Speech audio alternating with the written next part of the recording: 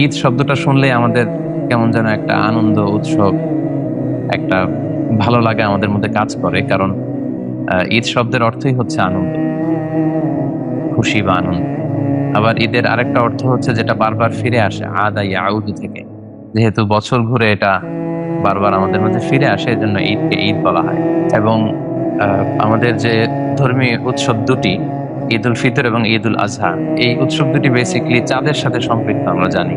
কারণ আমরা যখন সিয়াম আহ পালন শুরু করেছি, সেটাও আমরা চাঁদ দেখে শুরু করেছি, এবং ঈদ উদযাপন, ঈদ সেলিব্রেশন, এটাও কিন্তু চাঁদের সাথে সম্পৃক্ত।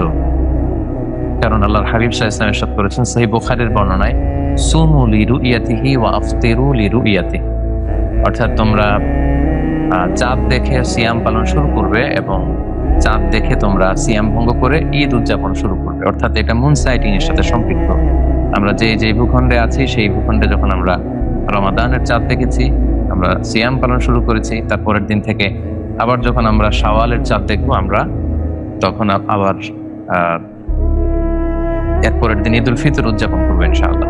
আমরা ঈদ উদযাপন করব, যদিও এখন জ্যোতির্বিজ্ঞান বা অ্যাস্ট্রোলজি এগুলোর এতটাই উন্নতি সাধিত হয়েছে, ফলে অনেক আগ থেকেই চাঁদের ঘূর্ণায়মান প্রক্রিয়া এটাকে দেখে গবেষকরা আগে থেকে নির্ধারণ করতে পারেন যে কবে কোন মাস শুরু হতে যাচ্ছে, কবে কোন মাস শেষ হতে যাচ্ছে। কিন্তু আল্লাহ রাসূল সাল্লাল্লাহু আলাইহি ওয়াসাল্লাম কিন্তু চাঁদ দেখে সিয়াম পালন এবং চাঁদ দেখে রোজা রাখার ব্যাপারে আমাদেরকে আদেশ করছেন। এবং আমরাও যখন ছোট ছিলাম, আমার মনে পড়ে বাংলাদেশে আমরা বাসার ছাদে উঠে চাঁদ দেখতে চাইতাম। সবাই মিলে খুব উৎসব মুখর পরিবেশে আমরা এই চাঁদ দেখার বিষয়টা কিন্তু আমরা তখন পালন করতাম। বাট এখন আগে থেকে আমরা অনেক কিছু আন্দাজ করতে পারি বিধায় হয়তো ওইভাবে পালিত হয় না। চাঁদ দেখা কমিটি ওনারা বসেন, কিন্তু আমরা কিন্তু ওইভাবে দেখি না। সো এটা একটা হারিয়ে যাওয়া সুন্নাহ আমরা বলতে পারি, যে আল্লাহ রাসূল সাল্লাল্লাহু আলাইহি ওয়াসাল্লাম, সাহাবারা ওনারা চাঁদ দেখে সিয়াম পালন করতেন, চাঁদ দেখে ওনারা ঈদ উদযাপন করতেন। এবং চাঁদ দেখে আল্লাহ রাসূল সাল্লাল্লাহু আলাইহি ওয়াসাল্লাম একটা চমৎকার দোয়া করতেন। তিনি পড়তেন, আল্লাহুম্মা আহিল্লাহু আলাইনা বিল আমনি ওয়াল ঈমান ওয়াস সালামাতি ওয়াল ইসলাম রব্বি ওয়া রব্বুকাল্লাহ। অর্থাৎ, হে আল্লাহ, আপনি নিরাপত্তার সাথে, ঈমানের সাথে, শান্তির সাথে, ইসলামের সাথে আপনি এই চাঁদকে, নতুন চাঁদকে আমাদের মাঝে উদিত করুন, এবং আমাদের রব এবং তোমাদের রব হচ্ছেন একমাত্র আল্লাহ তাআলা। তাহলে সম্মানিত সুধী, এই হারিয়ে যাওয়া সুন্নাতটা যদি আমাদের সুযোগ হয়, মাগরিবের নামাজের পরে আমরা চাঁদ দেখার মধ্য দিয়ে ঈদের আনন্দ উৎসব এটা আমরা শুরু করতে পারি। যেহেতু রাসূল সাল্লাল্লাহু আলাইহি ওয়াসাল্লাম অর্ডার করেছেন যে সুমু লিরুইয়াতিহি ওয়া আফতিরু লিরুইয়াতিহি। ঈদ যে আমাদের চমৎকার একটা আনন্দ ঘন পরিবেশ সৃষ্টি করে, আল্লাহর হাবিব সাল্লাল্লাহু আলাইহি ওয়াসাল্লাম নিজেও এটা ১৫০০ বছর আগে ঘোষণা দিয়ে গিয়েছেন। আল্লাহর হাবিব সাল্লাল্লাহু আলাইহি ওয়াসাল্লাম বলেছেন যে লিসাইমি ফারহাতান, ফারহাতুন ইনদা ফিতরিহি ওয়া ফারহাতুন ইনদা লিকাই রাব্বি, সহিহ বুখারীর বর্ণনা। অর্থাৎ যারা সিয়াম পালন করে তাদের জন্য দুইটা আনন্দ। এক হচ্ছে ফারহাতুন ইনদা ফিতরি, সে যখন ইফতার করে, অথবা সে যখন ৩০ দিন সিয়াম পালন করার পরে সে যখন রোজা ভঙ্গ করে ঈদ উৎসব করতে যায়, তখন তার একটা আনন্দ। আরেকটা আনন্দ তার জন্য বাকি থেকে যায়, জমা থেকে যায়, সেটা হচ্ছে ফারহাতুন ইনদা লিকাই রাব্বি, in the day of judgement. সে যখন আল্লাহ তাআলার সাথে সাক্ষাৎ করবে, সরাসরি যখন সে আল্লাহকে দেখতে পাবে, ওই দিন হবে তার জন্য আরেকটা আনন্দঘন দিন। তাহলে সিয়াম পালনকারীদের জন্য দুইটি আনন্দের ঘোষণা দিয়েছেন। এক হচ্ছে ঈদের দিনের আমাদের যে আনন্দ, সেটা একটা আনন্দ।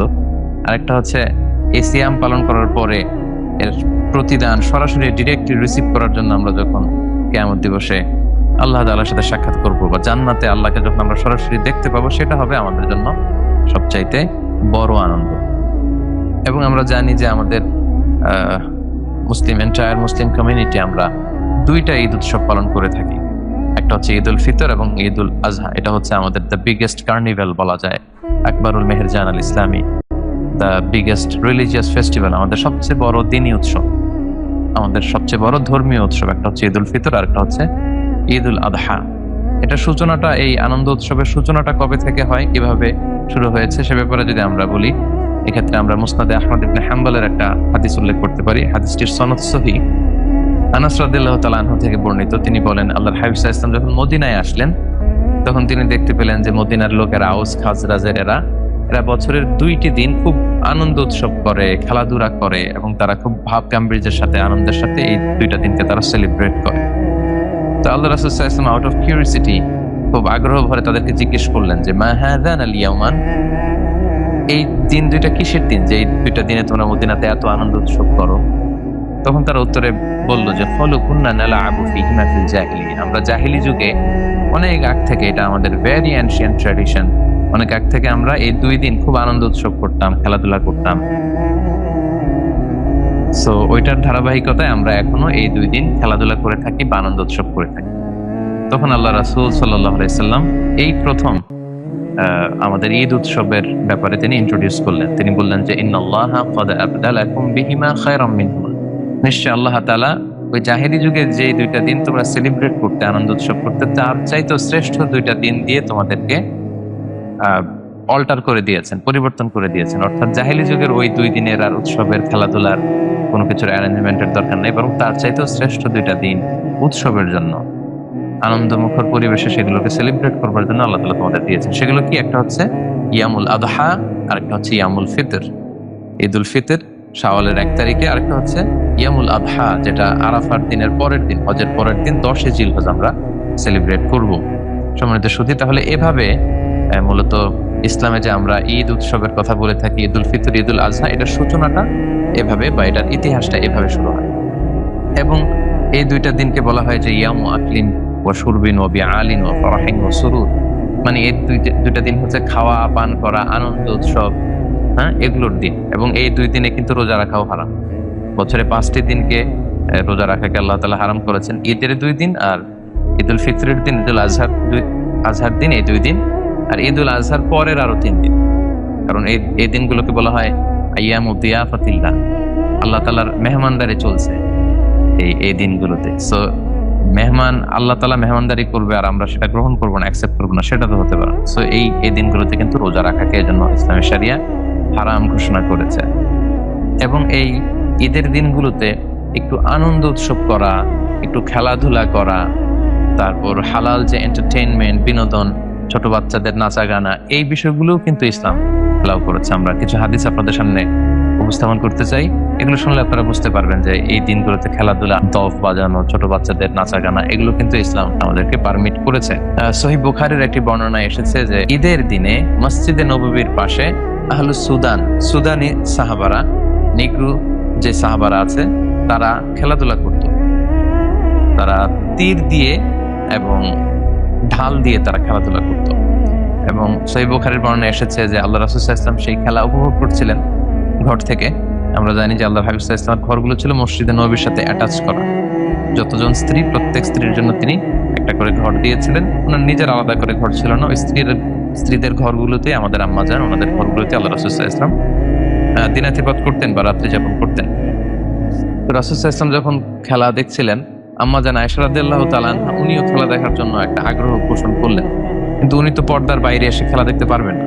তখন আল্লাহর হাবিব সাল্লাল্লাহু আলাইহি ওয়াসাল্লাম আম্মা জান আয়েশাকে বললেন যে, আয়েশা, এই যে তীর আর ঢাল দিয়ে যে ওরা খেলছে, তুমি কি দেখতে চাচ্ছ? এই খেলা উপভোগ করতে চাচ্ছ? হাদিসের টেক্সটটা ছিল এরকম, তাশতাহিন তানজুরিন, মানে তুমি কি এই খেলা উপভোগ করতে চাচ্ছ আয়েশা?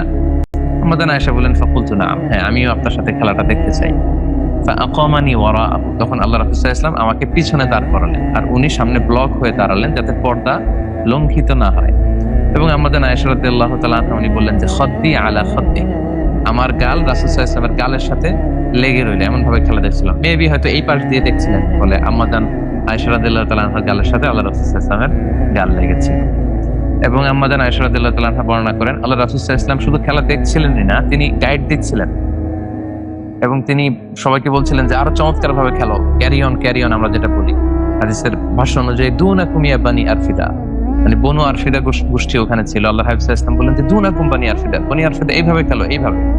আমরা যখন ফুটবল মাঠে যখন ফুটবল খেলা দেখি, তখন খেলোয়াড়দের সাথে সাথে কিন্তু আমরাও উত্তেজিত হয়ে পড়ি। গোল যখন হয় তখন আমরাও চিৎকার করে কিছু একটা বলার চেষ্টা করি। তো রাসূল সাল্লাল্লাহু আলাইহি ওয়াসাল্লাম খেলা দেখছিলেন, উপভোগ করছিলেন, পাশাপাশি তিনি গাইডও করছিলেন যে ক্যারি অন, এইভাবে।